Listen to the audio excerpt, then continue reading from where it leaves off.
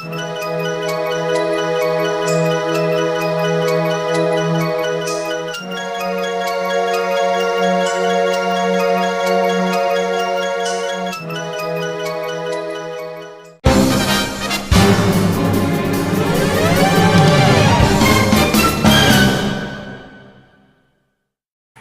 guys, Zeta here, and today we're taking a look at the NECA 1989 Godzilla, the Biollante Bile edition from Godzilla vs. Biollante.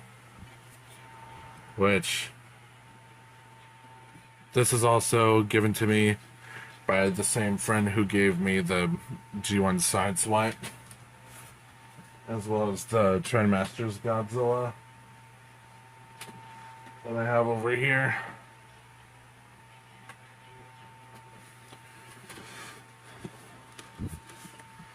And the reason he gave me this was simply because he's looking for regular figures, and this is a paint variant. And this was probably one of the last Godzilla figures from NECA before they lost the license. And you can see the poster box there, both the English and Japanese logos for the movie. You got some kanji up here, Godzilla logo. You got the poster there. You got the same picture on the side along with the English and Japanese logos. 65 years celebration. Same thing on the other side. You got this on the bottom, this on the top, product shots on the back, and there's the little bio right there in case you want to pause and read it. There it is right there. It has a window box, so you have that Biollante Bile inside. Screen cap from the movie of Biollante shooting her acid bile, whatever, and then another product shot of the figure. So let's go ahead and take a look at the figure. And also this needs to be fixed. And here's the figure, and it's like I said, a repaint of the 1989 figure. So just with that extra bile paint job, which is a nice like neon green with mixes of darker green and yellow. You can kind of see almost some paint bubbles on it, and how some parts are printed on using dot matrix painting, or printing rather. Turn the exposure down. But yeah, you can see these lines right there, and even where you can see it on the face, it's dot matrix printing. And I'm sure the eyes are printed on too. Bring this up. Yeah, the eyes have to be printed on too, which unlike the 1994 Godzilla, they just look messed up.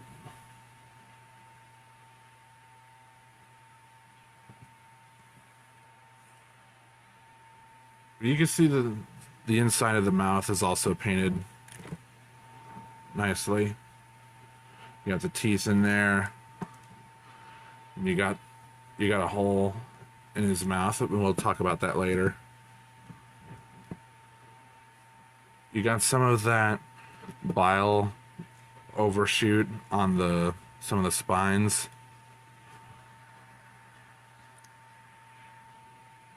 Which they're nicely painted.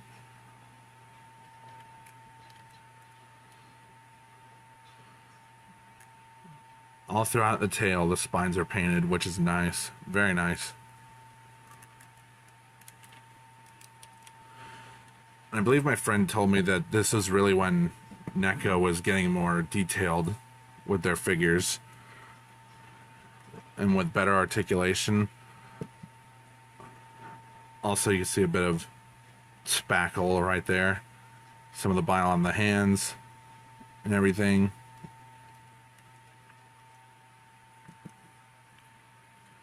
You might be thinking, what does the bile do to Godzilla? Well, it doesn't just hurt him. I haven't really watched through the whole movie yet, but I know that it's supposed to raise his body temperature to dangerous levels. Not unlike his meltdown mode. And that's pretty much it for this figure. For the sculpt and everything, it's very nice. And also, getting back to that hole in the back of his mouth, that's because he actually has an atomic breath part, which has a nice sculpt to it. You can see the indent where the mouth would rest on it. It has some nice blue dry brushing to it as well.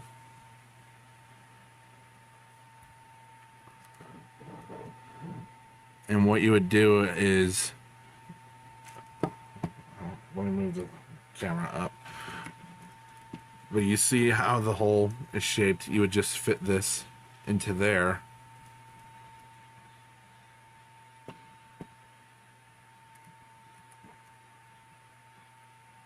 Now it looks like he's firing his atomic breath.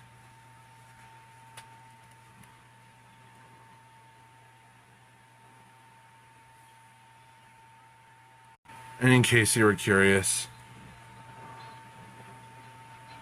there's 1994 can also fire the atomic breath.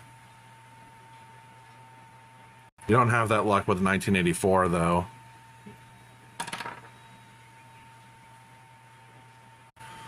Here's how Biogoji scales with 84 and 94.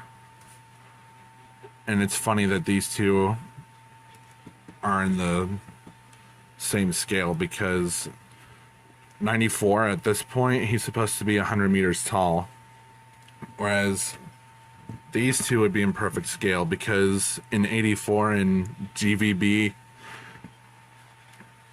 they would both be at 80 meters in those films. Articulation-wise, the jaw can open and close. Although when you have the jaw open that wide, it does kind of look weird. You do have a swivel at the head, which is a ball joint. Which, yeah, early Heisei Godzilla would bob his head around. You also have a ball joint at the base of the neck. Can look up that far, down that far. A swivel at the waist, which is also pretty much a ball joint. You don't get much of an arcing back or a crunch. Arms can move out that far. Also, because of the finish, it could be hard for some joints to move. So arms move out this far, so he can flap his arms like a chicken, like in the Showa era.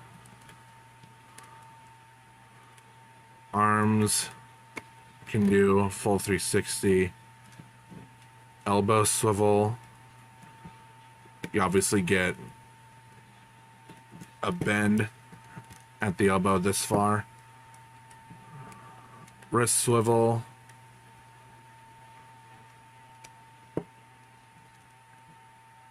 And his hands can open and close.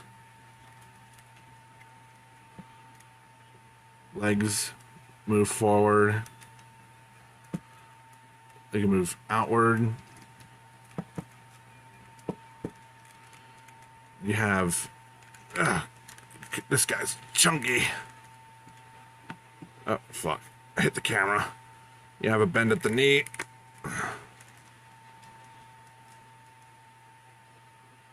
Ball joint at the ankle. An ankle swivel. No real pivot. And you have at least 1, 2, 3, 4, 5, 6, 7, 8 segments at the tail. And they're all on ball joints. So you can get some pretty curvy poses. Which, I don't know if this has bendy wire in it or not, but I'm sure it doesn't. This is probably when, I think from what I've been told, they moved away from bendy wires in the tails. Because as much curvy pose as you can get with bendy wires, they wouldn't hold up in the long run, pretty much. Overall, I really enjoy this figure, and I'm glad to have it, and hopefully NECA at some point could regain the Godzilla license, because this is a really good figure. And also, I forgot to mention that these spines are soft, rubbery material. You still gotta be careful with those.